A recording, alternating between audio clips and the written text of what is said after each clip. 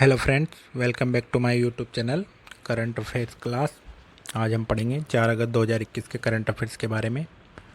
तो सबसे पहला क्वेश्चन है, निम्न में से किस पावर स्टेशन ने एक महीने में सबसे अधिक बिजली पैदा करने का रिकॉर्ड बनाया है? तो इसका आंसर है नापता झाकरी हाइड्रो पावर स्टेशन। नापता झाकरी हाइड्रो पावर स्टेशन ने एक महीने में सबसे अधिक बिजली पैदा करने का हाल ही में जो रिकॉर्ड बनाया है, उसमें इन्होंने 1216.56 मिलियन यूनिट बिजली पैदा की है, जो इससे पूर्व 212 मिलियन यूनिट था। और नापता Jhakri hydro power station Himachal Pradesh में स्थित है, सतलज नदी पर, और यह हिमाचल का सबसे बड़ा हाइड्रो प्रोजेक्ट भी है। अगला क्वेश्चन है, नागरिक उड्डयन मंत्रालय ने किस राज्य के शहरी स्थानीय निकाय निदेशालय को ड्रोन के उपयोग की अनुमति दे दी है? तो इसका आंसर है हरियाणा। नागरिक उड्डयन मंत्रालय ने हरियाणा राज्य के शहरी स्थानीय निकाय निदेशालय को ड्रोन के उपयोग की अनुमति दी है। इसमें मंत्रालय ने 18 स्थानों के लिए अनुमति दी है, जो अमृत योजना में शामिल हरियाणा के शहरों के विकास में ड्रोन का इस्तेमाल किया जाएगा। और इस अनुमति के बाद ड्रोन के उपयोग से हिसार, पंचकुला, अंबाला के शहरी इलाकों में संपत्ति कर के सर्वेक्षण के लिए डेटा अधिग्रहण, मैपिंग और वेब आधारित जीआईएस प्लेटफॉर्म के कार्य किए जाएंगे।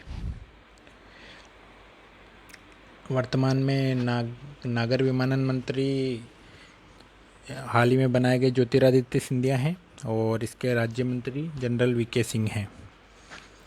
अगला क्वेश्चन है, आरएमआई इंडिया और किस आयोग ने हाल ही में विद्युत वितरण सेक्टर पर एक रिपोर्ट जारी की है? तो इसका आंसर है नीति आयोग। आरएमआई इंडिया और नीति आयोग ने हाल ही में विद्युत वितरण सेक्टर पर एक रिपोर्ट जारी की है। उस रिपोर्ट के अनुसार भारत में अधिकतर बिजली वितरण कंपनियां प्रतिवर्ष घाटे में रहती हैं। वित्त वर्ष 2021 में उन्हें कुल 90,000 करोड़ रुपए का घाटा होने का अनुमान है। अगला क्वेश्चन है, भारत का कौन सा शहर कोविड-19 के खिलाफ 100% टीकाकरण हासिल करने वाला देश का पहला शहर बन गया है? तो इसका आंसर है भुवनेश्वर। उड़ीसा की राजधानी भी है भुवनेश्वर, और यह भारत का पहला शहर है जो कोविड-19 के खिलाफ 100% टीकाकरण हासिल करने वाला बना है। भुवनेश्वर में लगभग 1 लाख प्रवासी कामगारों को कोविड वैक्सीन की पहली खुराक दी गई है, और भुवनेश्वर में टीका लगाने वालों में 18 वर्ष और उससे अधिक आयु के लगभग 9 लाख लोग शामिल हैं। अगला क्वेश्चन है, हाल ही में किसने द्वारा जारी रिपोर्ट के मुताबिक बेरोजगारी के कारण आत्महत्या के मामलों में 24% की बढ़ोतरी हुई है? तो इसका आंसर है राष्ट्रीय अपराध रिकॉर्ड ब्यूरो के अनुसार।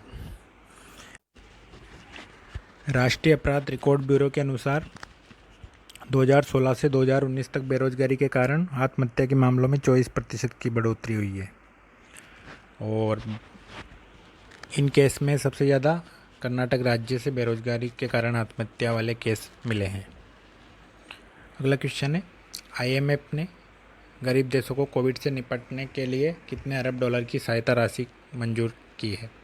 इसका आंसर है 650 अरब डॉलर।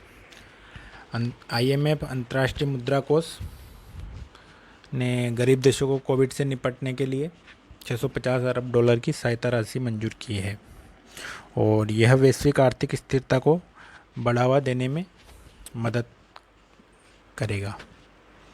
आईएमएफ के बारे में हम जान लें। ये आईएमएफ इंटरनेशनल संस्था है, और यह अपने सदस्य देशों के वैश्विक आर्थिक स्थिति पर नज़र रखने का काम करती है। इसकी स्थापना 1944 में हुई थी ब्रेटन वुड्स में, और वर्तमान में इसके 186 देश सदस्य हैं, और इसका हेडक्वार्टर वाशिंगटन डीसी में है।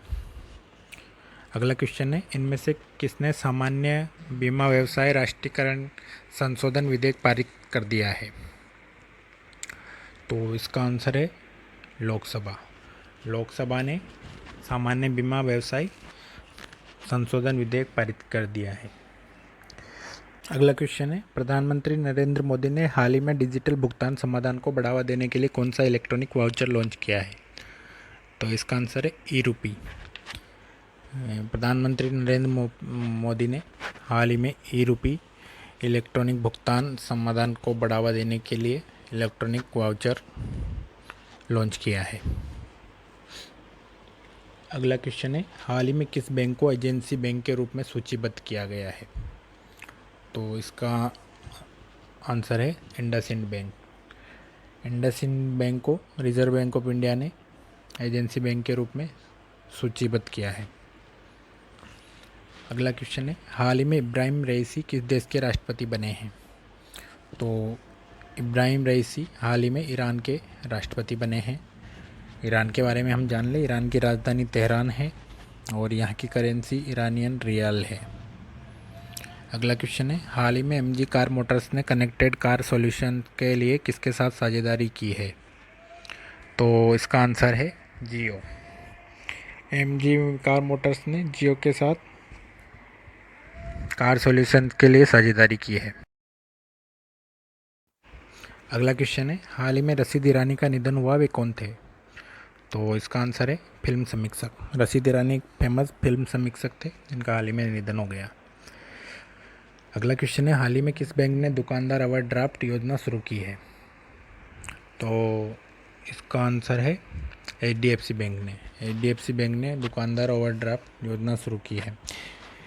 इस योजना के अनुसार शॉपकीपर्स को बैंक स्टेटमेंट के आधार पर 50,000 से लेकर 10 लाख तक की ओवरड्राफ्ट सुविधा मिलेगी, जिसमें न किसी प्रकार की गारंटी और न आईटीआर की ज़रूरत होगी।